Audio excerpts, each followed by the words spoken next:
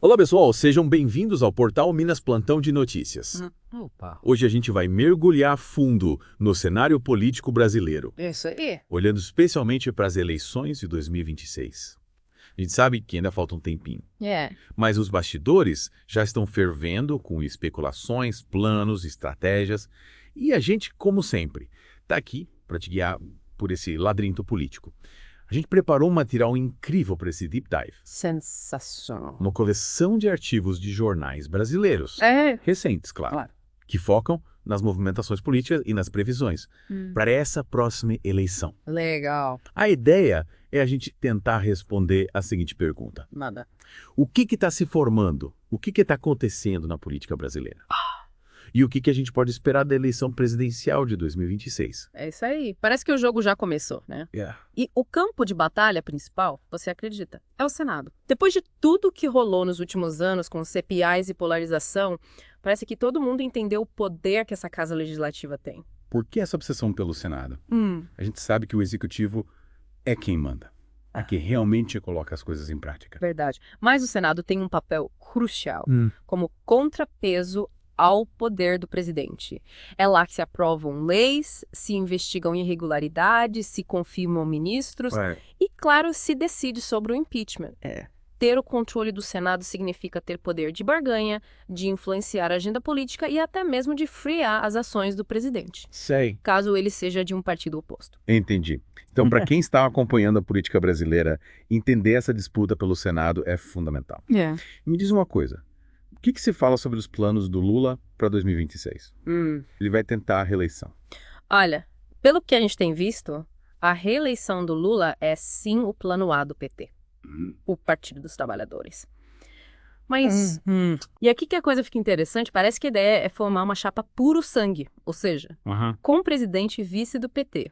Isso tem causado um certo rebuliço, especialmente com o PSB, o Partido Socialista Brasileiro, que foi o grande parceiro do Lula em 2022, ocupando a vice-presidência com o Geraldo Alckmin. Lembrando que o PSB abriu mão da candidatura própria em 2022 para apoiar o Lula, né? Deixaram de lado a candidatura do próprio Alckmin para fortalecer a chapa contra o Bolsonaro. E agora? Será que eles vão aceitar ficar de fora de novo? Difícil dizer.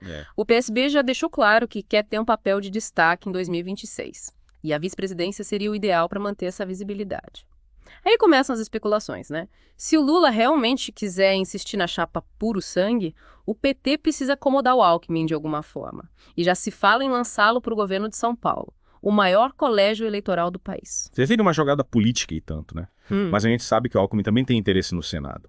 E São Paulo é estratégico para qualquer candidato, seja a presidência, seja ao Senado. Imagina a disputa, hein? De um lado o Alckmin com toda a sua experiência. Do outro, quem sabe? O Tarcísio de Freitas, atual governador, tentando a reeleição. Nossa, que loucura. Com certeza São Paulo vai ser um palco importante em 2026. E falando em Senado, essa é a grande aposta do Lula, você sabia? Ele tem dito que a prioridade, mais do que eleger governadores, é garantir uma maioria no Senado para o PT. E qual a estratégia do Lula para conseguir isso? Bom, ele tem defendido uma tática que podemos chamar de o inimigo do meu inimigo é meu amigo. Ou seja, está disposto a fazer alianças até com políticos de centro-direita, desde que eles se comprometam a barrar o avanço da direita radical ligado ao Bolsonaro. Entendi. Então, em vez de focar em uma chapa ideologicamente pura, o Lula está mais preocupado com a governabilidade. Com ter aliados para aprovar seus projetos e evitar que seu governo seja bloqueado. Exatamente. E essa estratégia já começou a ser colocada em prática nas eleições municipais de 2024. Como o PT apoiando candidatos de outros partidos para evitar vitórias de nomes ligados ao bolsonarismo. E onde a gente vê isso acontecendo na prática?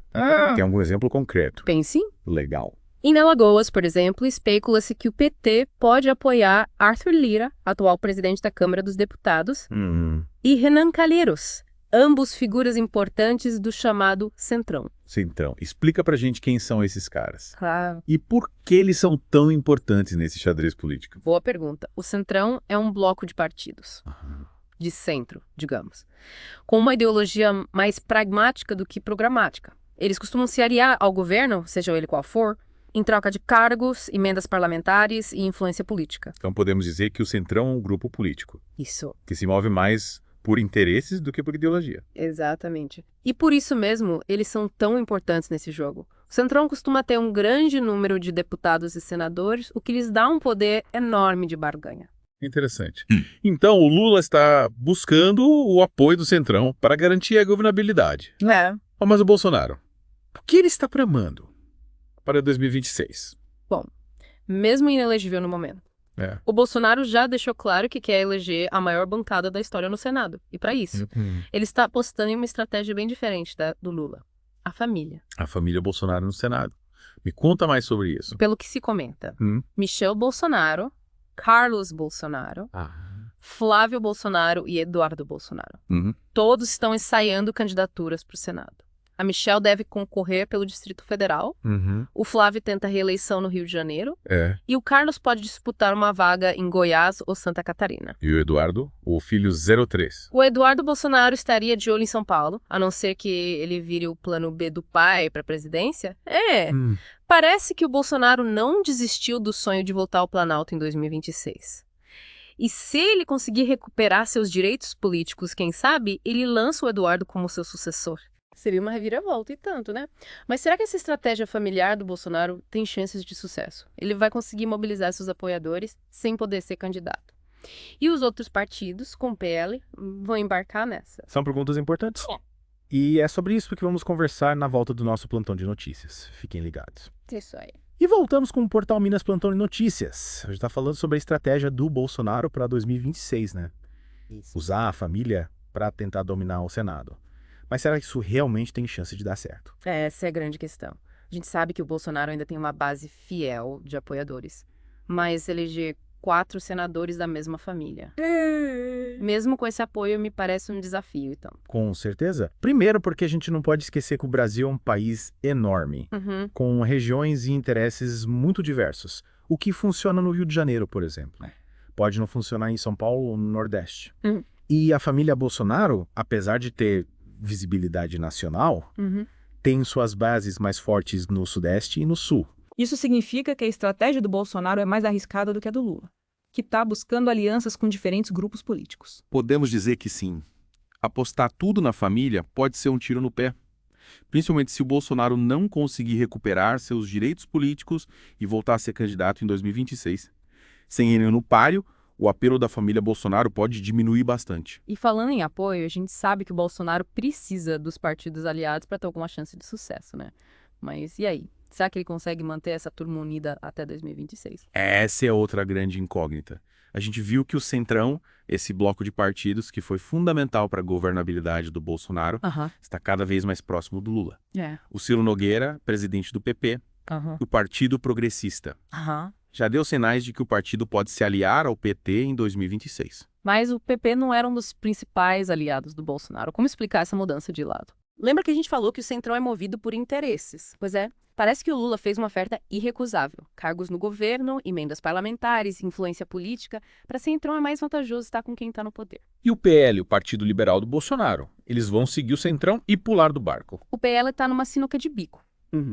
Por um lado, eles querem manter a unidade e o apoio do Bolsonaro, que ainda tem uma base fiel de apoiadores. Por outro lado, eles sabem que precisam se aproximar do governo para garantir acesso a cargos e recursos. É aquela velha história. Ninguém quer ficar de fora da festa. Ou seja, o PL está dividido entre a fidelidade ao Bolsonaro e o pragmatismo político. E essa divisão interna pode acabar enfraquecendo o partido. E, consequentemente, as chances do Bolsonaro de emplacar seu projeto para o Senado. Sem dúvida. E além do PL, a gente tem outros partidos que orbitam o Bolsonaro, como Republicanos e União Brasil. A grande dúvida é se eles vão seguir a cartilha do Bolsonaro ou se vão preferir negociar com o governo. A gente sabe que o Centrão tem um apetite insaciável por poder e cargos, né? E se o Lula fizer uma boa oferta, eles podem acabar pulando do barco bolsonarista sem pensar 2 vezes. Exatamente. E aí o Bolsonaro pode acabar isolado politicamente, sem o apoio dos partidos que ele precisa para eleger uma bancada forte no Senado. E sem essa bancada fica muito mais difícil para ele influenciar a política brasileira, mesmo que ele consiga voltar a ser candidato em 2026. E tem mais um fator que pode complicar a vida do Bolsonaro. O surgimento de novos nomes na direita. Muitos deles ainda mais radicais do que ele. É verdade. A gente viu nas eleições municipais de 2024 o crescimento de uma direita mais jovem, mais conectada às redes sociais. E com um discurso ainda mais polarizado. Esses novos nomes podem acabar roubando os votos do Bolsonaro. fragmentando ainda mais a direita. Ou seja, o Bolsonaro enfrenta um duplo desafio: a cooptação de seus aliados pelo Lula e o surgimento de novos competidores à direita. E tudo isso, claro, sem poder ser candidato. Difícil, né? Muito difícil. Mas a gente sabe que na política brasileira tudo é possível. Quem imaginaria que o Lula voltaria ao poder depois de tudo que ele passou? Verdade. E quem imaginaria que o Bolsonaro se tornaria presidente? Verdade. A imprevisibilidade é o tempero da política brasileira. Mas a gente, como sempre, vai continuar de olho em todos os movimentos, em todas as articulações, em todas as declarações. Com certeza. E na volta do nosso plantão de notícias, a gente vai analisar os cenários possíveis para 2026. Quem serão os candidatos? Quais as chances de cada um? E o que tudo isso significa para o futuro do Brasil? Fiquem ligados. Isso aí. E estamos de volta com o Portal Minas Plantão de Notícias. Antes da pausa, a gente estava falando sobre os desafios que o Bolsonaro enfrenta para 2026, né? Isolamento político, novos competidores na direita. Parece que a disputa vai ser acirrada com ou sem ele na corrida presidencial. Pois é. E por falar em corrida presidencial, vamos tentar imaginar alguns cenários para 2026, considerando todas as variáveis que a gente já discutiu. Vamos lá. Começando pelo cenário mais óbvio. E se o Lula decidir concorrer à reeleição, ele seria o favorito? Olha, se a gente olhar para as pesquisas de opinião atuais e para a força política que o Lula tem demonstrado, ele certamente seria um candidato fortíssimo. Talvez até o favorito. Afinal, ele tem experiência, popularidade e o apoio de uma ampla coalizão de partidos, incluindo o Centrão. Mas a gente sabe que a política é dinâmica, né? Muita coisa pode acontecer até 2026. E se o Lula, por algum motivo, decidir não concorrer, quem seriam os nomes mais fortes para sucedê-lo? Aí a disputa fica mais aberta. Dentro do PT, o nome mais natural seria o do Fernando Haddad, atual ministro da Fazenda. Ele já foi candidato à presidência em 2018. Sim. Tem experiência administrativa e goza de boa popularidade dentro do partido. Mas será que o Haddad teria a mesma força política que o Lula para unificar a esquerda e atrair o apoio do Centrão? Essa é a grande dúvida. O Haddad é um político habilidoso, mas não tem o mesmo carisma. E a mesma capacidade de articulação que o Lula. Sim. E sem o Lula, a esquerda pode acabar se fragmentando, com diferentes candidatos disputando o espaço. E se a gente olhar para o lado da direita? Quem seriam os nomes mais fortes, caso o Bolsonaro não possa ser candidato? Aí a gente entra num terreno mais nebuloso. Sem o Bolsonaro, a direita pode acabar se dividindo em diferentes grupos, cada um com seu candidato. A gente tem nomes como o governador de São Paulo, Tarcísio de Freitas, que representa uma direita mais moderna e pragmática, mas que ainda precisa consolidar sua liderança nacional. E os outros nomes que a gente já mencionou, como a Michelle Bolsonaro ou Eduardo Bolsonaro, eles teriam chances reais de se tornarem candidatos competitivos à presidência? Olha, é difícil dizer. Eles têm visibilidade por causa do nome Bolsonaro, mas ainda precisam mostrar que têm densidade política e capacidade de construir suas próprias bases de apoio. Sem o Bolsonaro na cabeça da chapa, o apelo eleitoral deles pode diminuir bastante. E o que dizer do Centrão nesse cenário? Sem Lula e sem Bolsonaro, eles teriam força para lançar um candidato próprio ou preferiam continuar atuando nos bastidores, apoiando quem estiver no poder? O Centrão é um bicho político difícil de prever. Eles são pragmáticos e adaptáveis.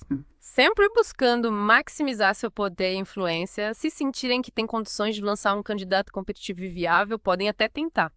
Mas se a disputa estiver polarizada entre a esquerda e a direita, provavelmente vão preferir apoiar aquele que oferecer mais vantagens, mais cargos, mais emendas. Ou seja, o Centrão pode ser a grande chave para desvendar o enigma de 2026. Quem conseguir o apoio deles terá uma grande vantagem na corrida presidencial. Exatamente. E é por isso que a gente precisa ficar de olho em todos os movimentos, em todas as alianças, em todas as declarações. A eleição de 2026 ainda está longe, mas o jogo já começou. E a gente, como sempre, vai te ajudar a entender tudo que está em jogo. É isso aí, pessoal. Por hoje, nosso plantão de notícias fica por aqui. Mas a gente volta em breve com mais análises, mais informações e mais bastidores da política brasileira. Até a próxima. Valeu! Valeu!